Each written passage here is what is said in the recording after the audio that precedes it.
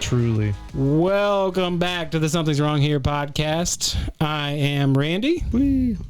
I'm Ken-Zee. And I'm Brian. What was that? I said, wee. Where are we weeing to? That's a good point. I don't know. Just feeling it. We got a guest in the studio tonight. My name's Sam. Sam. I'm really excited to have Sammy here. Sammy the Whammy. You were. Are we allowed to call you Sammy? You can call me whatever you want. That's what I like to hear. I do. cheeks. I like Sammy. Sammy just my rolls off the tongue. more affectionate name for Sam. That sounds. It's true. Sexual. There's only a few Sammy, people no that can way. call No. me Sammy, and No. Brian is one of them. No. Oh, So is Randy. See? Affectionate does not mean sexual. He did not say Ken-Zee could call him Sammy. It's true. I just can't blame him. Odd man out. He has a way of making people That's for behind closed uncomfortable doors, sometimes. actually. He has a way. Yes. I mean, I wonder why. Something in the way he moves, man. So Sammy's in the house, and every time we leave the house, we come across somebody that is in the service industry, and I don't think we get to hear enough about their stories, but every single one of them's got some damn good stories to go with it. Yeah. So we're gonna dive into Is the Customer Always Right? Part 3. All right. Oh, yeah. So, Sam, give us some background as to why you're qualified to talk about customers and how they are 100% correct.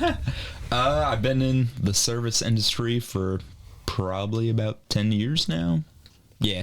I got my start at a place called Barley's. It is a tap room / kitchen. Kevin Collins. Okay. Yeah. Remember that name? I love Kevin. He's great. You've heard that name, apparently. Yeah. Yeah, he was my manager for a while. But they had 99 taps there. That's also where I got my love of craft beer. 99 taps, but a sober person ain't one. Yeah. No problems. None. Not after drinking 99 taps, you don't got no problems. That Getting home walk-in might be a was problem. Call an Uber, man. Uber's necessary. But yeah, after that, worked at Blue Koi, which is a noodle and dumpling shop. A little more They were fancy. actually featured on Guy Fieri's Diners, Drive-Ins, and Dives. I got to see some production crews there for a bit. That was cool. Excellent food. Nice. Yeah. Really good food. The dumplings are You amazing. also saw some other stuff there, too. Yeah. I remember a machine story. Oh, God, yeah. They make their noodles fresh, like, every day. Yeah. And I got to witness somebody getting their finger stuck in one of those cranks that go twirling, and man, God, that was traumatizing. Did their Just the finger turn screams. into a noodle? Probably. Pretty yeah. sure they had to It sterilize was- the machine after that. I didn't get to see it up close, nor did I want to. Damn. Would have been dope, man. But yeah, they sterilized Give me the it. gore. And, Finger they looking got good? taken care of. Oh, right. Chef's kiss. No. That's Shit can happen wherever really you is are. chef's kiss. All right. Continue. Continue. Okay. So then after that, I was still working there, but I was looking for another job. And I had been following a brewery called New Axiom Brewing Company on Facebook. I heard they liked- closed down. Yeah, they did. It's really unfortunate. Well, I didn't hear they closed down. R.I.P. Just being an asshole. Pivot. It was a sign change. Yep, true. But yeah, as I was following them, I saw that they were doing some cool stuff. They had some good beers. So I finally went out to Lee Summit, Missouri to check them out. I had a cranberry raspberry sour that blew my mind. I had a coffee stout that was really good. Just the Mexican lager was phenomenal. And I was like, this place is awesome. I love craft beer. They need help. I can tell. So I wrote down my information on a flight card, and I'm sure Ken-Zee will attest to that it was a very in-depth flight card information slip. I was going to ask, because I had heard the story, how you filled out a resume on a, I was told napkin, but flight card's probably just as close. It was a Hey, flight card. 3-inch by 5 Hey, inch. give him credit for being. It's an interesting pitch. It's not what you Right? see all the time. It's like, No, shit. no, It's we something saw you it remember. specifically once. Yeah. Memorable. yeah, it was like, proper formatting, all that. I had my Cicerone certification on there. It was all good, He is a taproom manager now too. So after all Not at said, New Axiom, though. after all said and No, done, not New Axiom. the smaller the resume you can write out, it sounds like the better. Yeah. Well, They do say to keep it to one page. Yeah. It's hard. It is hard. The longer you've been working, it harder. When you're as old as Brian, you should have like 25 pages at You least. can only keep someone's attention for the tome of the resume, yeah. Well, I mean, his first resume was on a stone tab, so how does he? Chiseled it with, He put a lot of work into that. I did. Took a long time. Believe it. Fucking old jokes are stale. Oh, Brian. You gotta need some newer. You need some new. We do need some new. We need some new. I'm old surprised you haven't material. got the nameplate that says like, set the record for most stone tablets chiseled in one day. The old man. Well, you sent me the picture. You set the record for most prostate exams at this table, so I'm like 47, dude. Do you get supposed to start at 45. I probably should. Yeah, they asked me last year. I'm not so worried about it. Do you At get this a point, discount with ARP if you have a colonoscopy each year? I don't know. I think with ARP, you have to be 55. Unfortunately, I got You some do. time. He's good. I got time. I got a I little bit was of time. fooled by your appearance. Well, thanks. I got some dark brown left in my hair. Well, that's why I shaved all of mine off. You can't see the gray. All right, let's get away Genius. from his oldness and back to Sam's hotness here with his Sam's customer young. always With his right. locks Sam's youth of Yes, flowing brown locks. hair and to be young again. right. So, craziest stuff. We should start to get into some of the customers always right. Hold on. Can I we wanna can ask. we go with? We have to go with the template which we've done with number 1 and number 2, which was the round table. Is the customer always right? Thank you. I was waiting for You that. is the customer right? Always? Maybe. Is the customer always right? Fuck no. Is the customer always right? To me, absolutely, unequivocally, no. And then, is the customer always right, Sammy? There are no absolutes. Oh, you fucking cop out. Oh my god. Look, wait, I don't know the commonality of that I answer. feel like these two are touching penises below the table or something. And because stroking they're each that other. big. It can't be Mac. I know. Sorry, it can't be Ken-Zee. Sorry, because I know he's fat skinny. His balls are in the back of his truck. I may not hit the bottom, but I'll put the sides up. He scratches the sides like crazy. Anywho, so Scabs will do that. now that we've determined exactly where we all stand on the customer being right and Oh, wrong, that's gross. you guys are fucked. Leave it to Randers, man. He's My bad. on fire. God, it's gonna be on fire with the scabs. It's on fire. Yes. Well, that took a Heyo. turn real quickly. I got the last part of that one you didn't want to hit. Boom. You got a Perfect. soundboard? Yo, yes. Have a soundboard. This is some professional ass shit. Huge production staff. Wave to all of our people behind the camera. Our safety man over here, our production manager over there. Producer, Pac-Man. sound man, like Yeah. general Mr. Fix-It guy. All right, so you EMT. said there are no absolutes. Walk me through that answer. I think they can be right, and oftentimes they are not right. Okay. Yeah. Say more.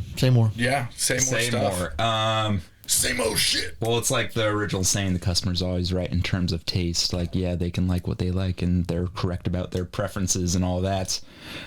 But do they do some dumb stuff sometimes or request ridiculous stuff that will never happen? All the time.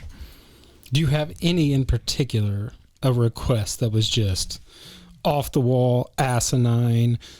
I'm going to keep using descriptive words so you can think about it. How far back do you want him to search his history? Flexing. 6 hours? Randers is flexing his vocabulary on you.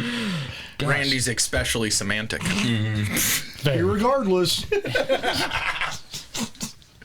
Especially or regardless. Thoughts and prayers to that No gets shit. produced. Thoughts and prayers. Yeah, that's a good point.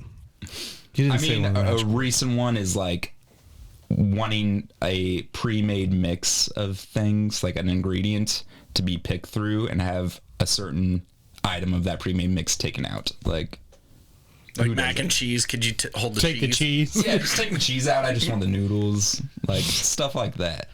I want the burger with just the bun, the cheese, lettuce, and tomatoes. I could probably get that, actually. I think that's a pretty simple request. There right you go. there. Give me some queso, but I don't want any of those jalapenos I in want it. the Yeah. melty cheese on the side. There you go. And that's one. Or could you cut this over easy sunny side up egg in half and retain its yolk, please? Yeah, That's a new one. That's a head scratcher right there. Yeah, like That's making me feel like that. Like something's tickling my brain, like in the weirdest way. Like I can't. Oh, hello. I know that's not your penis. Too big? Same diameter. It's a long reach, dude. Exactly. So I want to ask you, we've all heard of like the hot, crazy scale, right? That the hotter someone is, the more crazy you'll tolerate. With a customer, is it the more they spend and the more they tip, maybe you'll tolerate just a little bit more out of them? It's a good question. I think that's fair, yeah. There's a one, for instance, like regular that'll come in multiple times a week and spend hundreds of dollars per week. And I would do stuff for this particular person that I wouldn't do for a random person coming in for the first time. Oh, that sounds sexual, dude. I was gonna say, does it involve the dumpster out back behind it, maybe? Before you Woods get behind the roasted lake. by these two yahoos, what special treatment did you partake in? What With crazy? this instance, like I would give them a cocktail and a crowler to go as a free, like we offer a free crowler for our loyalty program to get one once a month. And because this person does what they do and spends a lot of money, it's like, yeah, I'll do that for you. There you go. What does he do? You know, shit. So I mean that's nothing too crazy. Then to Yeah, go well, out so Myas, would you just to that example, is this customer fairly easy to get along with? Oh yeah, They never give Don't you cause problems or anything like cause that. starting shit. they're just in their own bubble doing their own thing. That's okay then. So that's fine. I mean, when you have a customer that's like actually going above and beyond, being courteous and Yeah, man. kind, and you, Well, if you don't mind doing if that. you go someplace and you know the bar staff and the wait staff behind the stick, I mean, it's really easy to just you treat them like you know them. Like you treat them like they're your friends. I mean, they are serving you and they are hospitality professionals for you, but you know how it is. I mean, there's a lot of people in there that they want a beer, they want a cocktail, but they're still your buddies, man. They're going to be courteous and polite to you. And they're not going to it's this weird kind of dichotomy of how you treat people. Because I like to treat every person I go order a beer from. I want to be polite. I don't want to bark orders. I don't want to be an asshole. But I can't lie though. If I come up to the bar with you there, Yeah. it's always going to be very, very civil and very, very polite. And it's hard to separate that. Once I know somebody just a little bit personally, it's like I always want to be as nice as I possibly can. Right. All right, hang on. So you're just an asshole when So you I'm walk into always- somebody that you don't know? Absolutely. So that's where I'm confused then, because I also think that with what you just described, that would be the perfect person to have a giving shit to or the right conversation and bashing with. The person who is very genuine and you're going to try and be nice to. But at the same time, and I've seen this with my own two eyes, Okay. Two. Okay. you might poke fun at some people and stir the shit pot I would occasionally. never do that to Sammy. I don't want to qualify too far. Who have I don't give hard time to people up there. Up there. I could never. Now, No, that I said, lie. I do have a fraternity brother that works there too, and I won't lie. That's my go-to is to give him shit.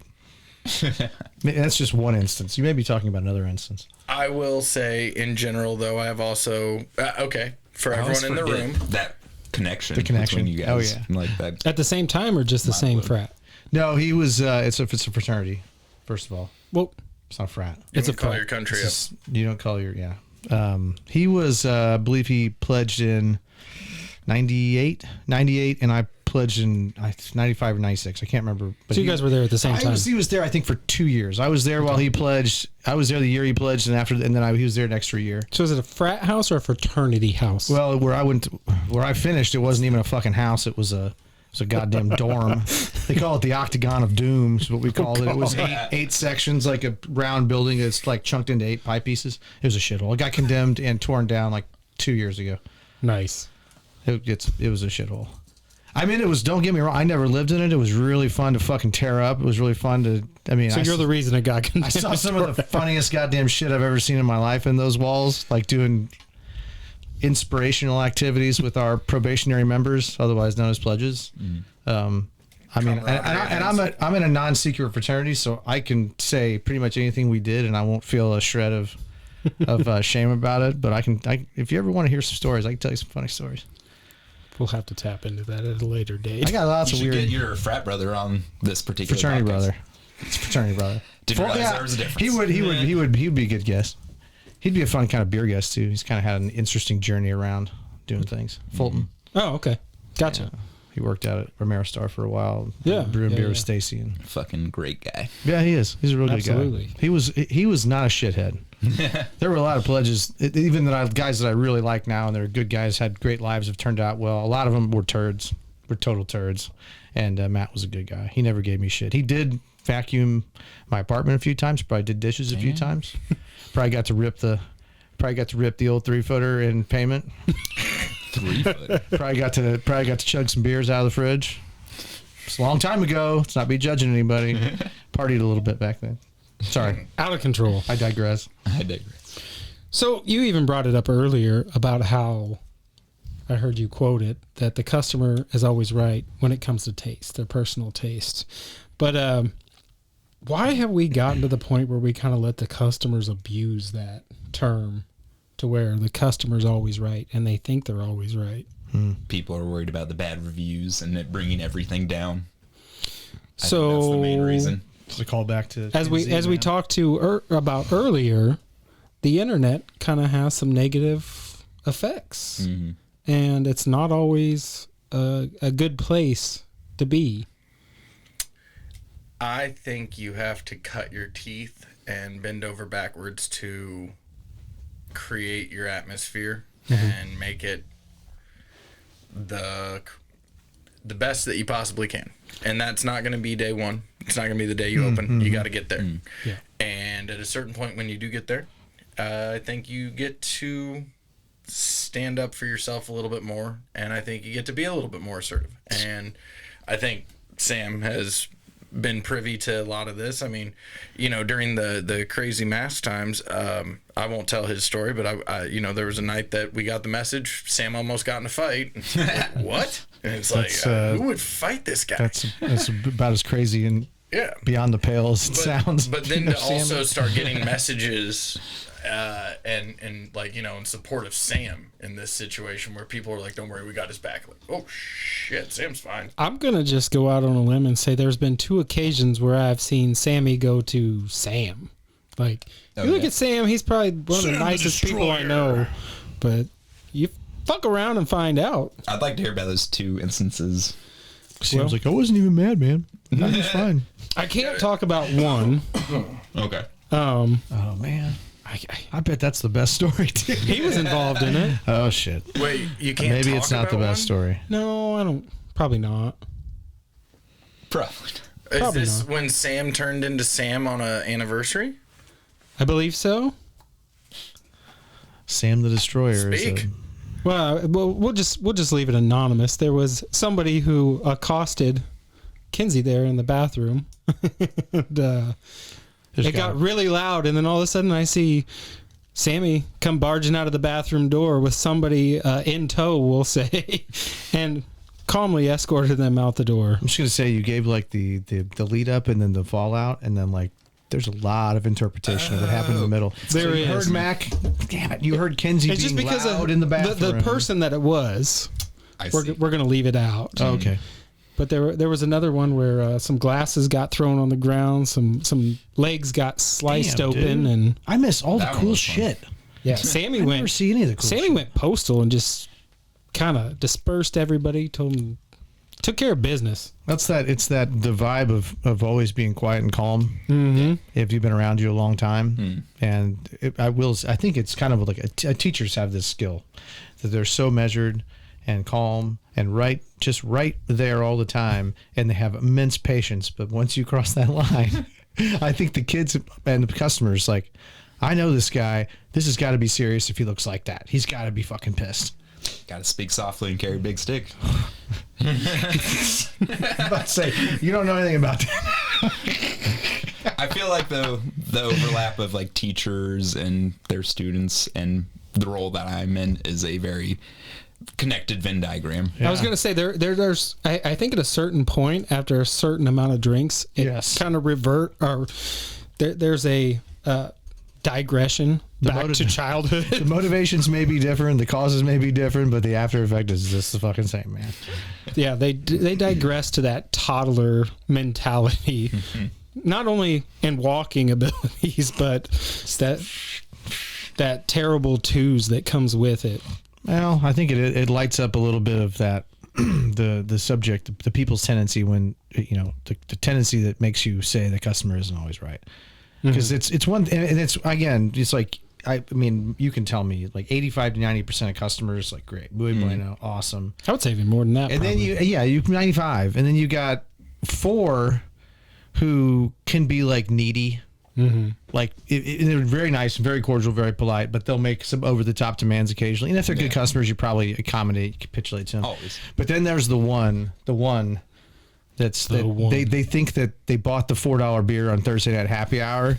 So that means every staff member is going to kiss their ass like their life depends on it. For the next 6 months. And what I don't get is like, again, it's one of those things where you want to try to suss out the process of how somebody thought that was socially okay. Yeah. How? Like I can't figure. It's one of those things I just can't fucking figure out. Well, that was one of the questions I had. I mean, do you think the internet age and social media and everything kind of plays into it a little bit? Bad parenting. Yeah. Some of that, it's even like socialization. It's like social skills. Some people are just awkward and don't read the room. And I don't know if that means a spectrum thing. I don't know if it's, but you know what I'm saying? It's like they don't. Everything is just right there. Everything is literal, and we all know in this room that you can take people at their word. If all you ever do is respond to the exact words people use, people are going to think you're a weirdo. I think so, because we speak so much in slang and turns of phrase and expressions language. And exactly. So it's not just. I could say something to you with a unique body language and delivery that you'd be like, I don't think he's fucking being nice to me. I think that guy's fucking with me. When the words I'm saying would just be, hey man, how's it going? And I could do all kinds of weird, affectations in my movements or body language. But it's that 1%, the ones who think that I can fucking do anything I want and you're going to say yes, which throws me back to Earhole Boy, man. He's like, that's what I love about Jason. That's what I love about Jason is like, I don't, there's not 1 inch of pretense in that guy. He's not above talking to people that treat his employees or him like shit. And like much respect for that guy, because as far as curating a group of customers, what you said really resonated with me, which is, the first 6 months you're open, you may want to be a little more, give people a broader berth, so to speak. That 5 years. But him, he's like, well, no, but the point is, like, Jason seems like that guy is like, once that place has been open for like 3 months, he knows he can make money. Yeah, you come in and do that shit, he's gonna tell you to fuck off. Yeah, don't come back. I went to 5 years. That's about the failure point of a business. You done good. No, I'm saying like in the sense of even. Oh, you're talking your time Jason scale too. Yeah, Jason was about 5 years before he started really going ham. That guy, I cannot imagine him ever pulling any punches with a complete asshole customer. Oh, I get it. But you have to. That's why previously in episode 2, yes, tonight I said maybe.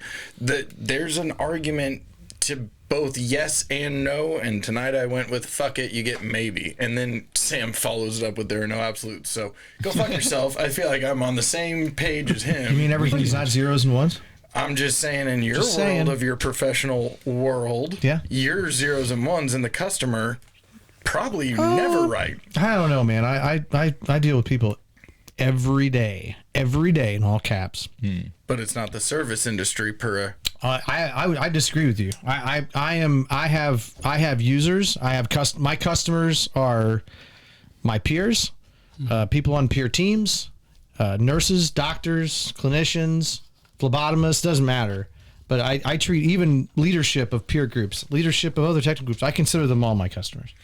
Which means that I kind of put down my own personal. That's the dumbest fucking question I've ever heard in my life, and I shouldn't have to explain to you why it is. No question's a dumb question. Wait, does that make everyone a service industry member then? Because Randy, you service the gas industry. I service the subcontracting of the contractor. That's kind of why I said you can't leave your house without kind of. I mean, if you take that back, what I'm saying is service industry.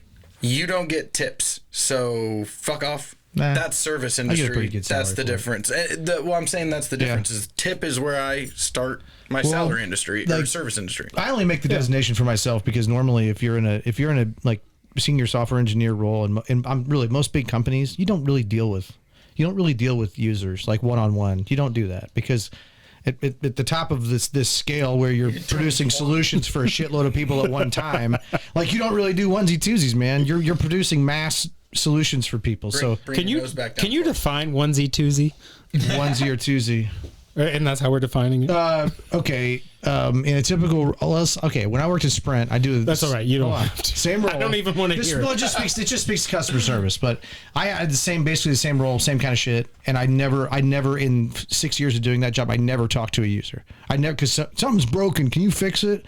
Never did once. In this job, I'm up higher on the ladder, and I talk to fucking users every day, dude.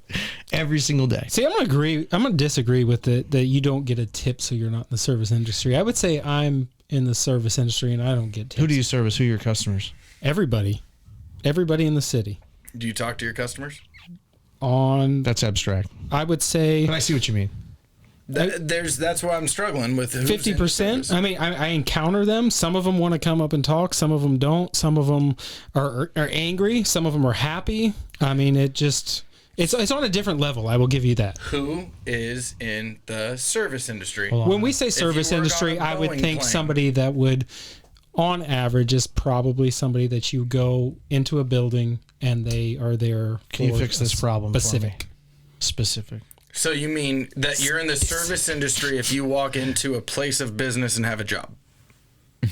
I want to clarify what you just said. So I'm in the service. No, I get your definition, and I think there's a broader definition. But yes, let's first, for simplicity, it is somebody in the restaurant, bar, stores. Would a help desk person at a big company be a service person? If you're an apologist, if you're officially an apologist on the for a wide product, scale, yes. On the you're wide in scale, customer yes. service. Okay, can I ask an abstract? If you have to deal with the public, you're in service industry. Because every process, they're not perfect. Processes aren't perfect. So if you ever have to be the person that's like, look, I'm sorry this happened. We're going to fix this up. Exactly. How can I make this better? To me, that means you're in the customer service industry. That's a good definition right there. And Which I fall into. Pretty wide. You know what I mean? It's pretty big. Wide. That's why I said you can't leave your house without encountering somebody in the service industry. Because the way you sound like you talk to your coworkers and customers. You want to fucking go? Where are we going? So, can I ask an abstract one then? Yeah. Mm-hmm. All right, relativism. I expect that. Trying to have some fun here. In my industry, shit water runs downhill. That's a known fact. Yep. Okay, but where does it run uphill? Blame. And that's where I want to shift this question a little bit. Certain service industries, titans of service industries, if you will, when they go out to eat, do they see the lower service industry peasants, if you will, like Sam over here, and that then becomes a punching bag that we don't have any fucking ramifications or care for because we got to be in charge. We're paying for our meal. We're paying for our beers. And that means I own you. I don't know, man. I don't. Do you see that ever with people in the service industry? I think typically they have more. They'll give you more lenience. If they don't, they're assholes. I see both sides all the time. Yeah. Well, like some people are so insecure in their own lives that they might do that to service industry workers, where that's where they feel like they have the control, the power. It's like, this is my time to shine, and berate somebody, and that's fucked up. But I see way more often people that aren't like that. Yeah. That's just a small minuscule Do you see it more from the younger, or do you see it from? I mean, it seems like our age group, all of us at this table, seems to be pretty civil for the most part when it comes to going out in the service industry. Unless you try to just talk to Brian about anything. Right? Yeah. God forbid we have a conversation. Somebody's always got to be right. It's usually not me. I told you that. I told you this already. But I've Ask noticed, my wife. other than that, the younger age and then we'll say 50 and above. Seem to be the you're good. You didn't make the cut. Avoided it. Skating by. Those seem to be the people I've seen from afar cause the most problems. Yep. And I don't know which one do you think causes more, or is it kind of even in their own like rights? It can go both ways, but I would say majority of the time it's in that kind of older age demographic. They're the ones that are usually the assholes. Yeah. They want a little bit more. They think they deserve a little more. The entitlement comes. You said older, right? I mean, it goes both ways, but yeah, majority, I would say that. I just been reading that. I've been reading this book lately. That is The Psychology of Youth. Mm-hmm. It's just, that's one of the main like subtopics, kind of the way that they've been raised and socialized, growing up on screens, like growing up with not even just social media, but spending a appreciable amount of time on screens all the time. I totally am surprised by your answer. Really? Well, yeah. I mean, the one of the things they always talk about with that demographic is that there's this gap in socialization. Mm-hmm. Like they don't. I mean, you could say like the the overall perspective would be that they don't know how to deal with when things don't go exactly perfect. So I mean, if you put that abstraction on a customer interaction at a place where you gave them the wrong drink, or the drink has this much headspace at the top when they think it's supposed to be full, and it's not that they have irrational expectations, it's that they don't know how to communicate them. Because that's really a roadblock, right? It's a roadblock that's in front of you. They don't communicate. So I was going to say, I agree with you, but I was going to go with what he said, what Sam said there, that you have the 50 and up demographic that know how to vocalize and how to talk. You have the younger demographic that are taking their parents to their job interviews because they don't know how to control confrontation or talking to somebody. They're not making their own appointments. They're not calling someplace to make plans. They have to have somebody else do it for them. So when they're inconvenienced, they don't know what to do, I don't think, and don't want that confrontation because I know what they do. They go to Yelp. Well, yes, that's probably what they the do. most passive aggressive, like keyboard commando way to do it. As we all know the old expression, you can't teach a dog new ways to ask for things or learn how to look up and figure out where the fucking line starts and order something. Or just new. But you can teach them how to Yelp and get bad reviews. You can teach them exactly how to Google 1-star review. You can abstract new tricks and they can figure out what the fuck you mean. No, because they spend all day fucking finding it on Google. Well, no, it's a really interesting conversation though, about that, because it's like, they don't. There's a gap. I mean, there's a social gap there, and it's like, so the older people are more indignant, or I wouldn't even say it. They're not any more indignant. They may have the same expectations, but they're more used to dealing with people, right? I mean, we grew up. I think you guys are the same way. Is that we grew up where you riding around your bike in the neighborhood by yourself. Yeah, I did that from when I was probably 6 or 7 years old. That sounds familiar. Until I graduated from high school. Just talking about that. And there's a huge difference now. I mean, even the most social kids. We talked about it earlier that you couldn't go 3 blocks without seeing a group of kids on the bike. When we were growing absolutely. Up. Football, now, playing games. You'll whatever. never see. I drive 25 miles to work and I don't see any kids on their bikes. To be fair, I do see it a little bit in my neighborhood. There's a lot of younger kids. They'll go to the same school, so there's a little bit of that. But there's nothing like me and the 5 friends from my neighborhood, like marauding and terror. Yeah, not like terrorizing. I'm using this as it's just a little expression. I mean, there was some terrorizing. It's a little bit maybe, but what's funny is like even the most social kids nowadays that you'd consider social butterfly popular kids, like when they get together, it's not to be outside. It's to play fucking video games or something to that effect. It's not. It's so crazy to watch a couple of generations now of kids who have grown up, and the primary interaction socially is through a screen versus through face-to-face.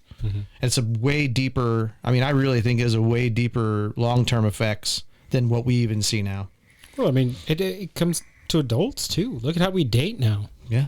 You don't go Tinder, anywhere. dude. You don't go to the bar. You don't go to the restaurants. You don't go to church. You don't do any of that. Find your lady. Like dating the apps store. and stuff. That was past my time. Flip that backwards for a second, and I'm thinking about punishments. When we were growing up, you lost your controller, which plugged into the game, and then it wasn't playable.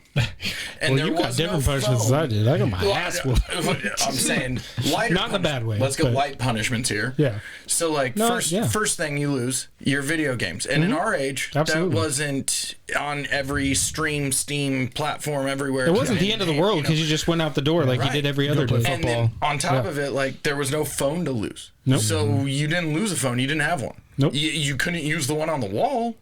But you didn't have one, so you didn't lose the ability to connect with. You lost the ability to connect with everyone right then and there. Yeah. Because there was no Facebook, there was no Xbox Live, there was no getting on. There wasn't because parents, the equivalent of here's the tablet, go shut up was there's the door, go outside. Yeah. So you just went outside and hung out. When the street lights go off, you better be home. Yeah. And even go outside wasn't a punishment per se, but like nowadays when parents are like, "Whoa, go to your room," it's like, "All right, I just sent my kid to his room, I've got an Xbox and a phone, an Xbox, a TV," and it's like, what? Literally has access to every point in this world. From the school. You tell me this, and I brought this up, and I want your opinion on it because you're younger too, so it helps to get the perspective of younger person, which is it not ironic to you that you have the ability in your hand with a smartphone, to this, like your circle is vast, like thousands of people really quick. But the thing about it is at this like arm's length exposure to everybody in the world has happened at the detriment to the ability for us to gather socially together in person. You know what I'm saying? Agree with that, yeah. You're so connected on this fucking stupid device, but you're way less connected to the people physically around Surface level kind of stuff. It's not like actually getting in depth with Yeah. those intimate connections. It's and wild, dude. conversations. And that's but I think the point is like younger people who grew up with that as technology that's ubiquitous. It's always been there. That becomes the default method of communication. And I'm not saying that kids aren't capable of it. I know they are, but they don't know anything different. You can't really fault them. I mean, I'm not saying they're stupid for it. It's just that's what they do. Grew up in this kind of milieu of fucking everybody's got a phone and we chat, but we don't have body language and nuance and there's so much more that's there. And it's like boomers really quick in talking. Brian's absence, we did a little mini episode before he got here, and we literally discussed that. We talked about how we now go into social spaces where we have access to people. We can talk to people, and that's what we should be doing. Yeah. Because we're cooped up at work all day. We're cooped up in the house all day, and we go sit down at a bar, pull out our phone. We ignore our spouse next to us. We ignore our friend next to us. We ignore the conversation that we could be having with an interesting person that we don't know. Dopamine, man. It's that instant gratification that you were talking about. Whenever I'm like running some food to, a table or whatever, and I just drop it off, and there's, a couple that are just both looking at their phone, ask them if I can grab them anything else, and they don't even respond. Like, they don't even say anything. I'm Can't just like, acknowledge as a human. Okay, you guys enjoy. Have a good time. Bye. No, the thing is, like, I think that's. I mean, maybe the idea of social interaction is like a lost art. I don't think it is. I mean, because this is all fine for us. Like, I don't really think that. I would much rather talk to you in person. What will much happen? rather talk to you guys in person than chat on. Let me ask you this: what's going to happen in 100 years? We're probably gonna have the cell phone chips in our fucking heads, and we won't ever look at anything. Probably won't leave the house. Do we need to open our eyes? I mean, as far as I know, they're going to be neural linked into our brain. We can see whatever we want to see all the time. I mean, look at how Amazon has advanced. We really don't need to go to the store for anything anymore. Look at how our food delivery has advanced. Before long, it's going to be free. I don't know. Are you describing WALL-E? I have not seen that. Wow. Really? Yeah, that surprised me. WALL-E. It's a good movie. You should watch it. It's actually way more. It's hitting everything you just said. What's interesting is there's zero dialogue in it. There's not a single line of dialogue. No. Nope. Just all the noises you just made. It's ambient. You get ambient sound effects from like the world that they're showing you, but you don't see, other than like the two robots kind of like squawking at each other with, it's very basic. There's no dialogue. And it is, you want to talk about a movie that has, kids movie, right? A kids movie that will blow your mind on the level of how appropriate it seems to right now. It's always neat to watch something like the piece of art that's like anachronistic, like exists outside of time. It's made 50 years ago. And it's like, this could have been made exactly about right now, man. But I think we're creatures who tend to repeat our mistakes. Absolutely. We don't repeat success as much as we repeat our fuck ups. Which is sad. Yeah, it is. We don't learn. I think you got to go against the norm and work for what we automate now a lot. And when I say that, well, think about your nice steak knives. Yeah. Do you put them in the dishwasher? No. Okay. I do. But do you put everything else do you put everything else that you can in the dishwasher though? Look, no, I don't. I mean, I'm a fastidious cleaner about certain things because I know dishwashers fuck up. Like my nice glassware, you're never going to see me put my nice glassware in the dishwasher.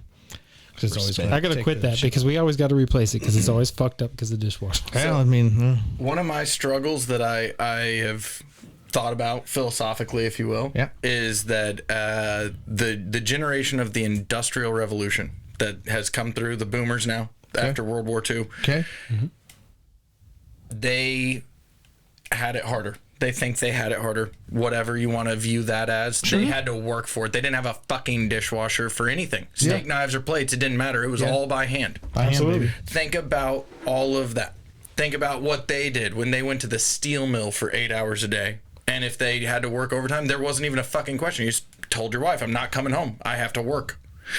Usually you didn't tell her because the phones didn't even exist. Yeah, You just there's no phone. You just didn't show came up. home when you came home. But that's the same generation that says treat others like you want to be treated. That's the same generation that says they want better for their children and that's why they work hard. But that's the same generation that I see come in and scream and cuss at my fucking staff. That's true too. Well, And I have a serious disconnect with why. I don't get it. because that generation, I mean, I don't even think you could say the younger end of the boomers maybe, but I mean, I'm pretty close to 50, and I really feel like there's a lot of my peers that were in school around me that are older than me that are still well within the good parameters that we're not talking about. Yes. Yeah. And I'm not talking about Hold everyone on. everywhere. This is what I wanted to bring up. It talks about what you just said and talks about what we were just talking about before with people. You're sitting down bringing food to people, and they're as far as you and me, and they're on their phone, they're not even talking. They're just completely fucking locked in there. What always made me laugh was, I remember when smartphones started to get big, my mom and dad, I mean, my dad's a technology guy, like not ahead of the curve all the time, but he always had a PC, he always had the internet, like he would, but they were always a little bit tentative about when the paradigm starts to shift a little bit, right? Kids are staring at their phones all the time. Now, to be fair, I'll make fun of my in-laws and my parents. If I go over to their fucking house and sit and hang out with them, they fucking sit there and stare at the goddamn phone all the time. And it's hysterical that it just took a few years. That's all it took. It took a few years to show them what's at your fingertips because they didn't know. They did not know that. That's one thing I guarantee. They didn't know that. What makes them different than a child with a phone then? Because I see a child with an infinite amount of possibilities, and I see a brain that's childlike to the technology now with infinite possibilities, and I wonder. It's not as similar as you I think. connect some dots. I think that with is Then why are they both addicted to their fucking phone? because they're addicted to dopamine. The dope. So I would say there is a difference the because commonality. you give let's just say you give a 65-year-old a phone. Yep. They are going to be very limited what they learn, what they're what they can capable do. of. Yeah, sure. You give a 2-year-old a phone, by the time they're 3, they're going to be able to program computers. Hey, here's an abstraction that's right to there. Okay. With the old person, they don't know what's possible. No. Like they don't know. They don't. know that they know that they don't know. Okay. Mm-hmm. You give a 3-year-old a phone, they have no fucking clue what's possible. Anything's possible to them. Mm-hmm. There's no limitation. So when you give an old person a phone, you're in a sandbox. Yeah, like they feel like they use it to call, text, maybe look at their friends on Facebook. They have a limit. Like they have a limit. Like this is what I know we can do. A kid, they'll fucking try anything. Who's more dangerous? Kids. Oh yeah, With a phone? Oh yeah. Kids by far. Okay. Old people are too, just because they click every fucking link in emails. See, That's dangerous. my argument. That's a whole different. Your kid might cost you a couple $100 because they clicked the wrong thing. Yeah. No, they're usually clicking the right thing. They know what they're doing. Yeah. But I'm saying that in the terms of like a person your age, I bet you're more fearful of finding out your mom and dad clicked a link because it could wipe out their. Nah, not really. Well, Not really. okay. Well, I mean, I understand your point. My parents are pretty savvy. I kind of trained them. The bullshit radars. The concept of hey, but Scams, draining their accounts. To talk back to you though, like what a kid could do. I mean, you're talking about only negative downstream effects. I'm not talking about. I'm talking about in positive or negative. If I give a kid a game kit where they can programmatically control a game character using Python, they won't know they're doing it. They don't know they're doing it. But next year when we talk about it too, I'm going to say, hey, you can open up this console, and whenever you do something in this game, you click this button. You see what happens over here? It's showing you the command that's running. That's what I'm doing. Like my daughter, she writes Python code, and it's all comes from. She'd play these games, and all of a sudden you could open the console and you could see what every button click is doing. So if you went up and you went to the right and you jumped and you grabbed a thing, it shows you all the code that's running in the background. So my point is, like, you give that kid something like that in 5 years, he could fucking write the next abstract piece of software that it runs the fucking world in 10 years. I think seeing like behind the scenes like that is very beneficial too. Just like, I don't know, gives you kind of understanding to why things are the way that they are. And that's like watching a movie inspires with subtitles. curiosity. Yeah. Well, I mean, that's what I do. That's all I do. Automate, man. I How always do you have some automate kind of that? How do you automate, or if you need something new, how do you build it? So I did see something a few weeks ago. If you go to a stoplight and hit the button, don't be that asshole that keeps fucking hitting I it. totally do that because all the time. literally it goes into. They showed the computer. It goes into it as one code and it never changes. Yeah. It's that one command until it switches. That command does not clear out. So you're not making it go any Oh, faster. I know. No, but that's pretty standard, like event handling. So you're just that child that needs to push buttons. And when I get on an elevator and I'm in a bad mood, or I have to let a really nasty fart, somebody gets in there, I'll hit everybody. No. Trap them in there, dude. What a dick. I like messing with people. Can I say? So Brian knows I would things. never do that to you guys. I would So never. Brian knows things Pretty and smart. crop dusts people. That's his two superhero. Everybody does that You're like a every once in a shitty while. Peter Dinklage. Yeah, I'm a little taller, a little bit, not too much. What a dick! Who does that? That's a new level of a psychotic. rabble-rouser. It's not psychotic. It's more like petty. No, that's psychotic. Or is this a troll? I'm a troll, totally a troll. No, I like that is troll- I like trolling psychotic. people. All right, let's get back to Sammy for a minute here. Tammy's not psychotic. Or a troll. Sam's not psychotic. How many people do you walk by and crop dust? Everybody does try it not to, sometimes, man. generally. Come on, I dude. mean, I get that, but he doesn't trap them into a small space and say, "Enjoy this." I don't care. I'm not going to Yeah, be. that's I'm not never going to be there happens. after I get off on my floor. So it doesn't really matter to me. Schrodinger's fart, dude. Isn't there? I don't care. Yeah, when they get to their floor, they may be dead. So I was going to ask about the best psychotic experience you could ask for after we described you as not psychotic. Best psychotic. Yeah, Oh, psychotic customer. Hit us with your crazy. gosh. I mean, I think Anytime, going anywhere.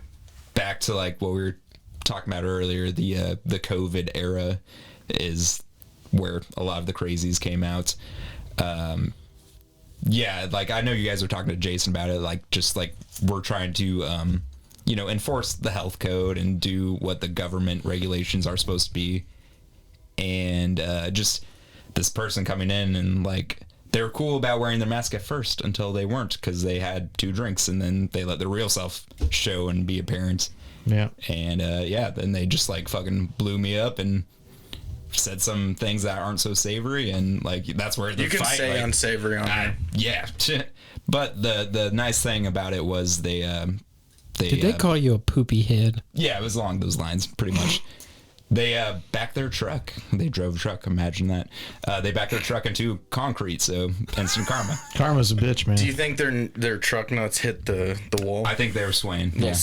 The nuts got smashed, man. Yeah. Pretty sure the nuts got smashed. If hate you when that smash your own truck nuts with your own truck into a wall, though, Does it hurt? you deserve it. I mean, deep down you chuckled a little bit. I Right? did. Yeah. I mean, first you're like, saw it all "Oh happen. fuck," and then you're like, "That sucks." Yeah. It was exactly that. Did that customer ever come back? No. Damn. Bummer. That's actually sad. kind of. What was that customer there for? Is this a trick question? I remember. I need help in remembering then. They were there to see if you would help with a charity motorcycle ride. That's right. I totally forgot about that. That made me so happy. He was that very you brought that excited. up. He This is was. why He's I like, say, "Oh." like, It's like Sandy's they're just going out of their way to ask me For free for shit. all shit. joy. It's like we asked him his most psychotic story, and he's like happy while he's telling. Right? He's like, oh my He's gosh, like, yes. "Oh, you want me to tell you about a psycho?" Please. That was like the most important detail that I left out. Wow. Yeah, so they came there asking for free shit and then decided to be a dick. Yeah. And wrecked a truck. Well, sucks to suck. Yeah. Fuck around. Find out. That's Oh, how it shit, goes. dude. Absolutely. That's interesting. So That always go ahead. I was just gonna say, like, that's a common occurrence of people just wanting free shit without, really meriting it. Like there was a instance where somebody came in with their kid who was a wrestler, like elementary school. They'd never been there before, and they wanted us to just give them gift cards, free glassware, free beer, with their kid there. Like, but they Interesting. didn't even decide to stay around and try anything out. So they're just like soliciting businesses. I let my son just kind of seed the field, talk to everybody, be nice to everybody. I think he's cute. And then I ask for the free shit. If it's somebody that's like, coming to our place once a week and they ask for that, yeah, no questions asked, we'll hook them up. Yeah. But if it's somebody that I've never seen before, that's a different story. I did see this happen it was a few years ago, but it was at a somewhat local place. Guy comes in with a notebook. He sits down, very straight up and down. Oh, nice. So, I review beers. Oh, okay. Could you please give me 4 or 5, and I will review them, and I will put them on my page for you. You'll get the honor of being All reviewed. I my can God, sit I here would and love to think do about that. is I would love to hear I somebody say hear they that. added more hops to it recently.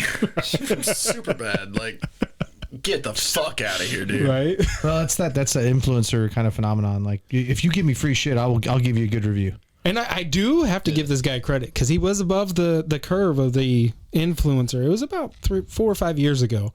But yeah, sat down all serious, had his busted notebook right in front of him. Could I please have some beers to review? I will put them on my site for you. I don't know what that's going to do for my brewery, but It was a brewery. I don't know. I that kind of bullshit drives me nuts. Because it's like, sure, give me shit. Give me stuff. I can make 5 people come in here because maybe I like their beer. And you know, I think the problem I have with it is most of the time when I meet somebody that does that, like somebody that's an influencer, I knew both Kansas City up in Cedar Rapids, Iowa guys that would go and do that shit. They had this presence on Untapped or Twitter or whatever it was. And they just don't seem to ever be like nice people. Like somebody you'd want to sit there and chit chat with about beer. Like if you're a fucking asshole, I don't give a flying fuck what you think about the beers. Like I really don't, man. But can we go back a sec? Sure. If we give a guy some beers to taste and put on his site and it brings 5 new people in that pay for beers. Now all of a sudden, as a business owner, how do you feel about capitalism? And do you want me to explain this to you? It's great, but they come in with no credentials, no anything. I mean, if you come in and you're somebody like Selena Gomez that has 300 million followers. Oh yeah, there may be some. I've got a blog and I've got 8 followers. Right. Give me free beers. Like, what's the cutoff, right? I think everyone knows how to Google and figure out if you're legit or not pretty quick. Yeah. I mean, in this day and age, if you're going to come in and say, I'm this and this, if I can't Google you and find you relatively quick, Sure, that's a red flag. I've got unpopular opinions about that, but Let's hear 'em. I understand sponsored ads, et cetera, et cetera. no, but this could go. We could end up talking about just the beer industry, like the way that what I'm here beer has shifted in the last like 8 years from all these big national breweries that distribute everywhere. All right. And, you know, unless you're in their backyard, you're getting old beer a lot of the time. Not all the time, a lot of the time. And that model has shifted so much to where I think, and maybe I'm giving a sheltered perception, but again, I mean, I'm speaking mostly in the bubble that is the Kansas City craft beer scene. For many years, all that was in Kansas City was all the national shit and Boulevard. That's it. That's what you get. And Boulevard's generally good quality, solid technical beers, but as and you know, COVID accelerated this big too.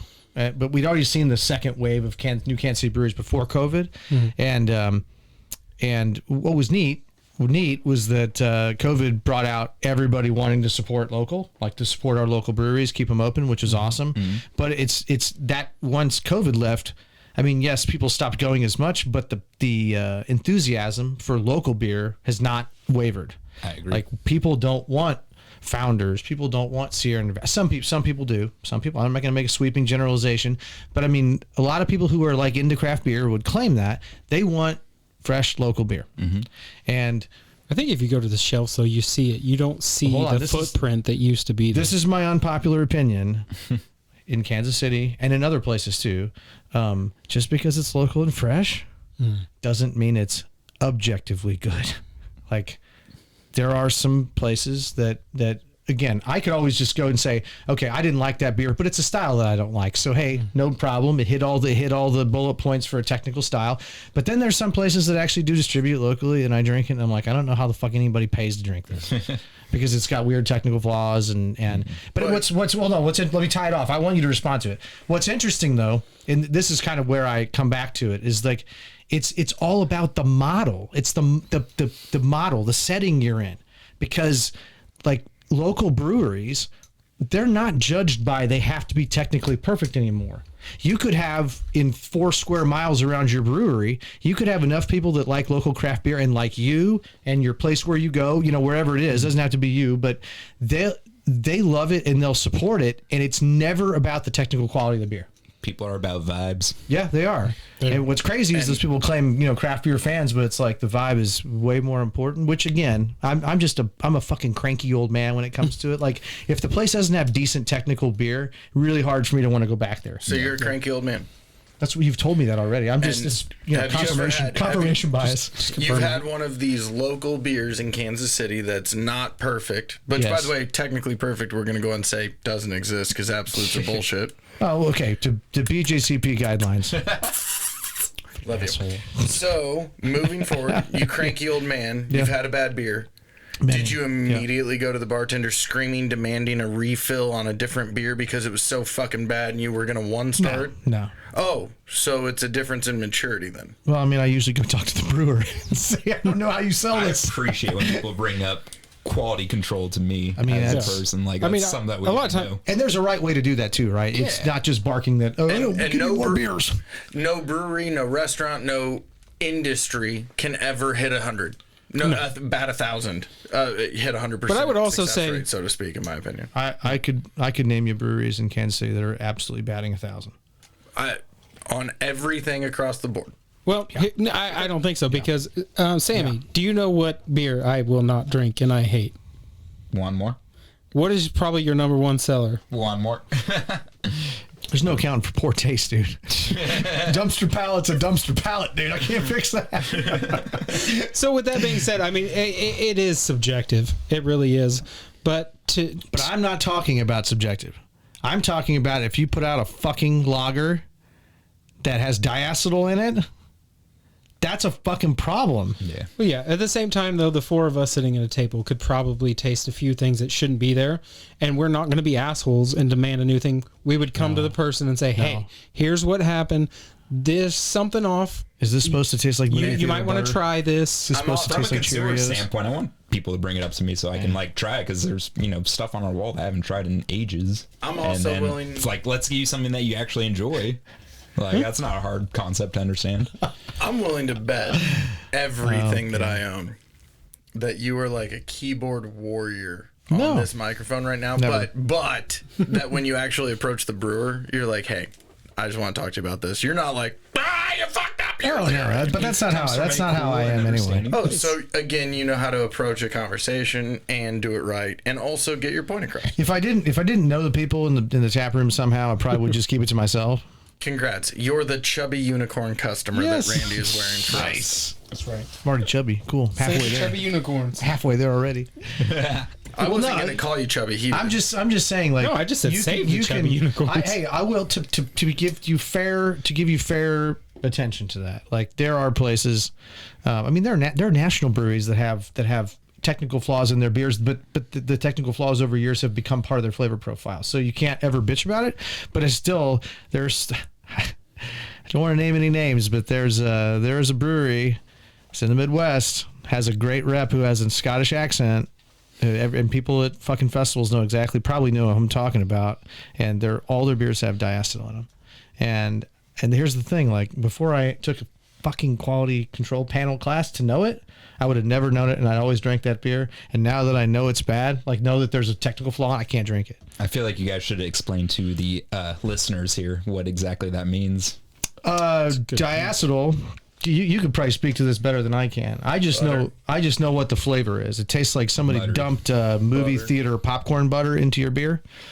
That's a common one. I think you get that with extracts too. TCP, which tastes like Cheerios, tastes like cereal grain Cheerios in your beer, is another technical flaw. On the back end cardboard. Plastic. That's just oxidation. You can get cardboard from the same Cheerio profile. Yeah, you're right. Yeah. You can get. Extracts. Just leave that bad, almost burnt plastic. That's phenolics. That's fermentation issue. We're diving into the science of beer. We got to back the fuck up. Hey, where are we at with customers? I got another question for you that's now playing into this cranky fuck. You've only fermented for 14 hours. It needs 15 hours. It's past his bedtime. Give me your wildest when the customer was right, putting that in air quotes for the people not watching, when the customer was right and demanded a new beer because their lager was just too crispy, or their IPA was too hoppy, or their, you know what I mean, their stout was too dark, I can imagine roasty. this. Got like 2 instances off the top of my head. One is actually related to cocktails, not beer. Just recently somebody ordered a mezcal margarita, and I was happy to oblige in making that because that's something that I would drink. I They love got that kind of pissed stuff. because it tasted like smoke, didn't it? That sounds good, dude. And like Randy said, yeah, they sent it back because it tasted too smoky. That's mezcal See, for like, you. and that's Yeah. in that time where you want But it. they specifically said mezcal margarita. Like, there's nothing you can do. You can't explain it to him because you end up sounding like, sir or ma'am or whoever person.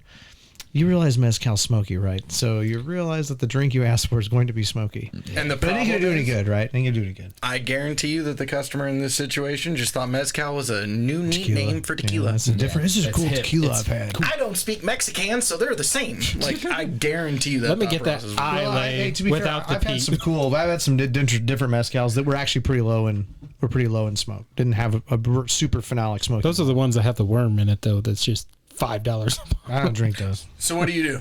What do you do when a customer does that? I make it right. I give them something that they enjoy. Like That's when you make in them. that particular instance, they were being really stubborn and said they didn't want anything else. So I was like, okay, I'm not going to really like fight this. Like, I don't have time to. Did you keep charge 'em? asking you? I took it off their tab.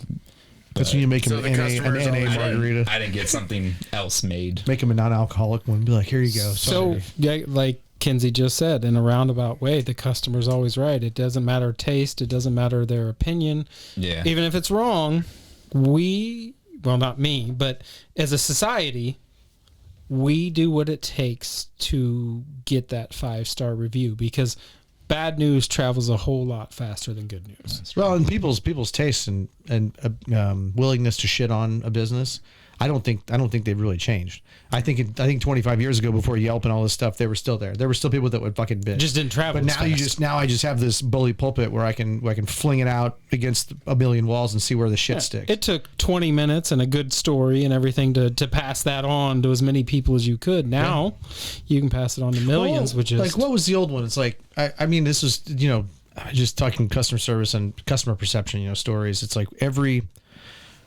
you may know this. This sounds like a fact you'd be familiar with. It's like for every negative interaction. Oh, you're talking about like how easy it is to retain versus gain a new customer? How many people spread a bad interaction versus how many people spread a good? It's 10 like to 1. a 10 to, it's like 100 to 1. Retaining one customer will bring 10 to 1 bad experience. Okay. And that's why when earlier you're it's laughable because it's like, oh, you want me to come eat your drink your beers and review them? It's like, well, if you do get me 5 customers, you're absolutely fucking right. I do. And I don't want to admit hate that business model, man. but at the same, well, when you sell your soul to capitalism and No, business, not you. I mean the business model of the influencer. I don't mind yours. I understand your perspective way more than I understand fucking like comic book guy. Excuse me, I'm going to review your loggers. Let's throw down outta here. Let's OG some service industry, okay? Back in my day, Yeah. I had a customer reach out and let me know that they had a crowler rolling around in their trunk for a couple months they'd forgotten about. It didn't taste right, so they were wondering if they could swap it out. Oh, I'm surprised I even tasted it. That's I know this bold to person. even think of asking, like from that customer standpoint. I as a replaced human it being. for them. Wow. What do you want me to do? Did you shotgun the crowler that was in their trunk? You should have. No, Like, no I shit, it didn't taste right. Put it in a shoe dingus. first. Yeah, something like that. So, I mean, I get exactly where he's coming from. Let me give you another one, though. One of my last dealings in the service industry. I ordered really hot wings. I warned you they're hot. I ordered the wings saying, I got it. Then I walk up with an amount of sweat and maybe tears in my eyes because I don't got it no more. Just You got it no more? And get so fucking loud that it's not worth the ambiance. It's not worth ruining everyone else's experience. So I just fucking cave in and give up. You have to cash that out and just knock that off a tab for someone because Just imagine the they guy took who's a hot wing challenge to shit. my wallet. The guys like I just ask them if they need some milk and leave it at that. Honestly, yeah, it's like I don't even know. I think maybe the loud volume is just derivative of the fact that their fucking mouth and head are all on fire. Like, Dude, I can't control how fucking loud I'm talking right now. I wanted to roast that motherfucker. I want to be like, your restroom is the one on the left. Go in there and figure it the fuck out. Don't come back up. I here had and the ask for same a thing refund. happen to me. Luckily, the guy was really kind because he asked for the same thing. I accidentally spilled some of the extract on my hand and it burnt through the top layer of my skin. Oh yeah. He got about halfway through a wing and was done.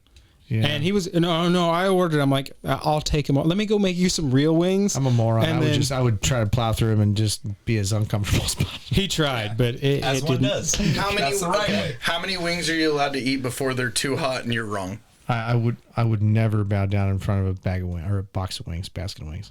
I mean, you never asked for a I've refund never if something's stopped too on any of them, spicy. and I've Okay. regretted it. I've If you- regretted it in the long run. Don't get me wrong. So it fucking this- hurt, Poop soup. So this just turned into dude. a We've challenge. wanted to do this for a long I'm time. trying We to have be been very wanting to real. do this. If you've got wanna be on that 7 out of episode. 12. You want to be on this, Sammy? Yeah, whenever it happens. Naked I'm there. tenders. So I do know the ones I did. They old- they big included old Da Bomb blocks.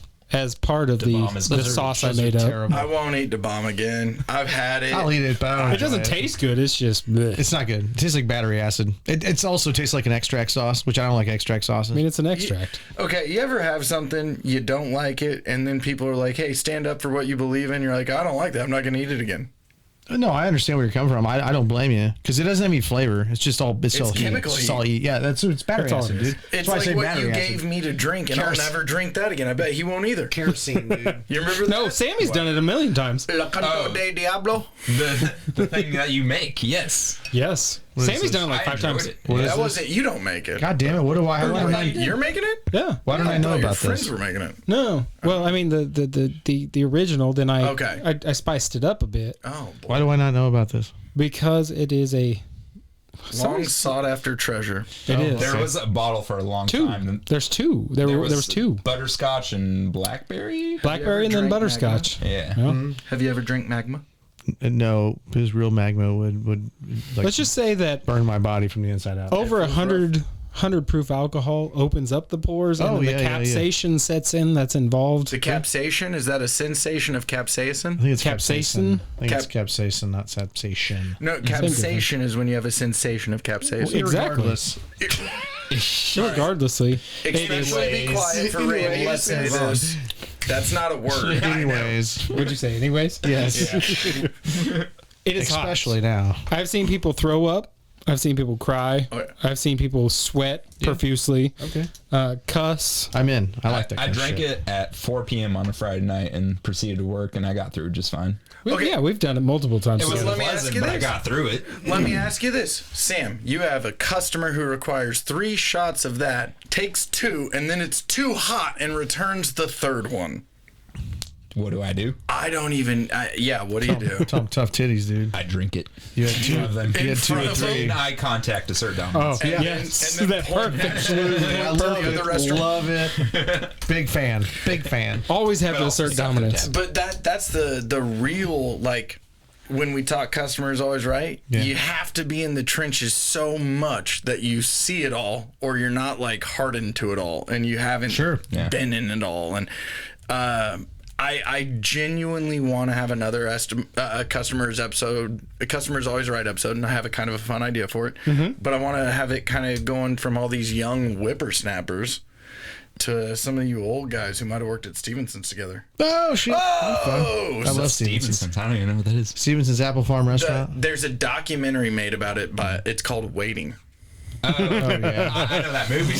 I do know that movie. That's a I documentary. hate to about say, like, Stevenson. that's pretty much an approximation of almost every kitchen I worked in, or I was more often than not I was front of the house guy, but I mean I worked back of the house too. It's all the same shit. Yeah. It's a motley crew of fucking crazy, wild cards that it really blows my mind that they can actually run a restaurant that makes money at the end of the night, but all these fucking crazy personalities somehow make it happen. So That's how it goes. Have Yeah. you guys ever had the old expression from your dad or grandpa? Don't insult the people that cut your hair, cook your food, or make oh your yeah, drinks. absolutely, Absolutely. Yeah. So Eat your what- food. Especially make your food. Okay, Yeah. so with that, why is it the older guys saying that, and then we have this same like disconnect? Like that's a break to me too. Yeah, because one thing is there's not as many young people that are going into trades like that, so they don't respect it. And I don't think it's intentional. I just think that there's lack of exposure, lack of civility. I mean, that's one of the things about as you get older, and I'm not talking about me and you. We're close enough in age that's a moot point, but you're talking about somebody that's 25 or 30 versus somebody that's 65 or 70. I mean, there's a chasm between those generations. There's also a stigma. It's going to be very difficult for those two to find anything to identify on, let alone like, oh my God, I feel exactly like you do. Yeah, no, you don't. But yeah, that's that same old 60-year-old that worked in a restaurant for 10 years is, well, you're a lazy kid that's working minimum wage at a restaurant. Yeah. Look what you did. Yeah, they made like 10 cents an hour too. So Exactly. Guess what? Don't come to this fucking restaurant then. Go to a different one. Like Right? at a certain point, that's the response. Well, but they're also, you have to give props to old people in a way, like older people, because I mean, really, man, they didn't live the life that we lived. No, and I'm not sitting here shitting on. So that you little at all. fucking Gen, whatever the hell you are, Gen Alpha, Gen Z. Are you Gen Z? Are you Gen Z, Ken-Zee? Is that what it is? No, No, I'm a millennial. Are millennial? Okay. Millennial. Well, what's the classification for Gen Z? Is it born after like 90, 2000 or something? Or it's Late 90s? 94. 94 or something. Interesting. Like Well, I mean, I'll say this. Mine, your generation, and yours I'm a millennial, fool. Don't put me with your shit. You can say that shit by the year qualifications. My point. I don't need a cane My yet. point is when you were a fifth grader. I might be wrong on this. I don't think I am though. And when you were in kindergarten, I skipped kindergarten. I did too. Does that help you? I did too. I skipped first grade. The internet was not You guys like are so gifted. the internet was not ubiquitous. So I mean, there's a huge difference between like think of my parents who are like in their 80s. The internet wasn't an every household thing until they were in their 60s. Yeah. So I mean, that's fucking 3/4 of their lives they lived with everything very manual.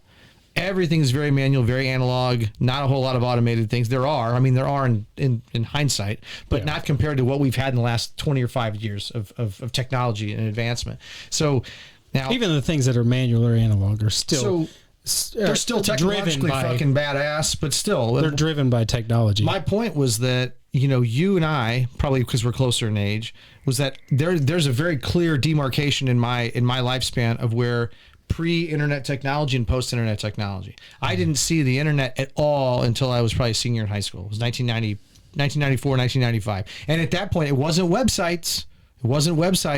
It was You've got mail. It was the app called See Ask You See Jeeves. Me. It was an Apple application. It was the Oregon Trail. Max. This is before Max. This is Apple's. And what we would do is I would sit there over Ethernet in my classroom at school, and it was like webcamming. You could do a video kind of call essentially with kids across the country, and it was shitty and it was pixelated. But we're like, this is the fucking coolest thing we've ever seen in our lives. Now, the next one I want to show you, in an absolute regression of technology, was that I went to school my first year at Northwest Missouri State, Maryville, and the tagline was, every room has an internet-connected computer. So I'm like, I've seen it, on Windows boxes. I knew what it looked like. It's pretty neat. I get to my fucking room, and it's a goddamn VAX VMS mainframe. Like, mainframe terminal computer. Internet connected, though, okay? We had a browser. It was called Lynx, Lynx. Okay, Lynx. Mm-hmm. It's a fucking text-based internet browser. Like literally drawing with ASCII code fucking sites, man. So, now you tell somebody that there was a time that was like that, and it wasn't more than like 25 years ago. They're like, what are you fucking talking about? I was an anomaly. I was born with a computer in our house. Were you? Oh, we didn't have when I was born. When I was born, there was a computer in our house. Had one in my room when I was 5 or 6. It'll But then- be an interesting time to see when everyone that didn't grow up with the internet's dead. Yeah. As dumb and hard and Well, dark as that sounds. Physical interaction socially will definitely be a fucking lost art by Well, then. that's the thing too. Is like Definitely. we've seen it happen when the internet goes down, when a connection goes down. It is impossible for this generation, the younger generation at least, to do math manually. Oh yeah, They can't do definitely. it. Gesundheit. You do Nailed that, you're gonna it. blow your fucking brains out Right. doing that shit, man. You're gonna blow So- your eardrums, bro. With that being said, me blowing my brains out. Through your We got to ears. be wrapping this Is one the up. customer always right? Is your face always right? My face is always right. All right, fellas, takeaways. That's what I'm saying. Ken-Zee, take away. As Sam said, I like to talk bigly and carry a soft stick. Bigly. Bigly. Wait, did you say that right? I think I said that it was, right. That was the words. Cool. This is somewhat similar sentiment, I guess. I still have a argument to the customer is never right and the customer is always right because you don't have any. There's no win in the middle of a rush What hour. it comes down to is people need to have empathy and be able to listen and be able to like have those attention spans that require those things. You weak ass. All right, Tell you I'm my- done. I'm Brian, done. My oldness has kind of worn that. I totally agree with you personally. Just so many shitty people in the fucking world. Okay, last takeaway. My takeaway for you. My takeaway for you. I kind of Did he assert dominance? well, it's not hard. He didn't pee on me, but like whatever. I'm old, dude. Thanks, When R. you're old, Kelly. when you're old, you can do that. Drip, drip, drip, Listen. drip, drip, drip. Thanks for your same excuse, Bill Cosby. I Keep always going. take the. Before we know it, he's going I- to take off his clothes, run through naked, and be like, "Oh, I have Alzheimer's." I didn't know I'm what not I was there doing. yet. I'm not there yet. I always kind of take the easy way out when it comes to final thoughts. But I'm gonna do it again because I just want to say it. And I missed the first episode, so I just appreciate you coming out. Happy to be here. Love you, dude. Think you're the best. You're a good friend. I mean, one of my best friends around Lee Summit, including these two fucking yahoos, which isn't the most esteemed company, Right. But Bar is low. To anybody yeah, listening, but you know, come to I set the Biometric floor. on I set Sunday. the floor pretty low. So So don't feel special. yeah. I mean, we have our little Sunday rituals, which are which It's I think a are good pretty vibe. special. It's a good a time. vibe, yeah. It's a good It's time. We communal. get to share. We get to learn about things, and we get to spend it together. But hold on. This is my final thought. My final thought is I just appreciate what you bring to the table when you go to work. Thank you. It's almost a zen. It's a zen quality. I mean, you may very well be one of the nicest people I've ever met that work behind a bar. That's a possibility, but I really think it's not just that. I think it's the attitude of kind of what you just said about having empathy, and also sympathy too, because we can't always empathize with everybody. Yeah. Okay, we've all lived different life experiences, but we can certainly fucking be a little more compassionate Exactly. to other people and realize that everybody's fucking lives suck sometimes, and everybody has a bad day. That includes you and me. So we could always have a weird, crossing streams kind of interaction. But I mean, you want to cross the streams? You want to cross the streams? Trying. To sword fight? Point being, Weird. it's with him. It's always fucking weird. The eyes, like right I'm gonna there. have to back you up. He just- He didn't even do anything He just this proved it. time. He showed me the eyes. Normally, I would say he did something, but he didn't even do it. this time. But as far as that, you bring the right attitude to the table every day, and I tell you, the old adage is you're going to get a lot more flies with honey than you do with vinegar, and it really, really fits. I mean, I just, like I said, I appreciate you coming in, appreciate you talking to us, and I hope you had fun. Oh yeah. I hope you had. I'm already ready for round two. Listen to this, motherfuckers. So, Sammy, thanks for coming in. But I think I'm going to stick to my chart. I think, the crazy hotness chart works. The more you spend, the more you tip, the more crazy that the people around you are going to tolerate. You're not gonna kick out. I mean, I know this person wasn't doing anything wrong, but the person that comes in, spends $100 a week and tips good and treats you good, you're not going to kick them out when they have a bad day and say something dumb. So yeah, it's the hot crazy chart wins again.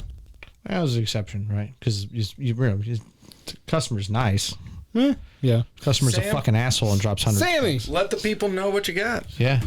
Tell us what you got going on, man.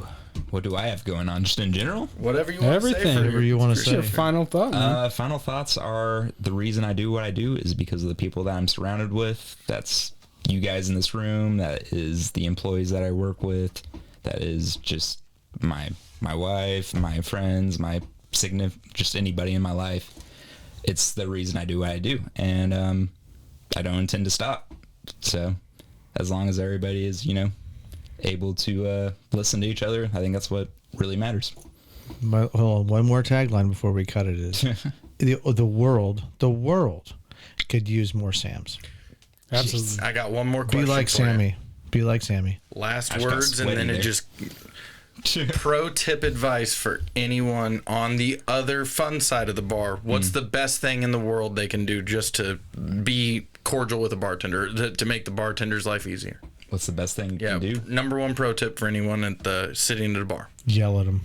Hey, fucker. Clap when you need a Just beer. do that shake an empty glass with ice in it. That happened to me very recently, actually like 2 days ago. Or wait, Oh, the money. Jesus. Yeah. So actual pro clicking. tip, Works not in college dick bars. advice. Just be yourself, be cool, calm, collected. And if Engage you're in a selfish, shaking a conversation. glass with ice, don't do that. Be a human. Yeah, just Yeah. like don't be somebody that's all about yourself. That was crazy sound. That was. This is the Halloween special. The mushrooms just kept it. Did our intro fucking change? Did you guys hit Fat fingers.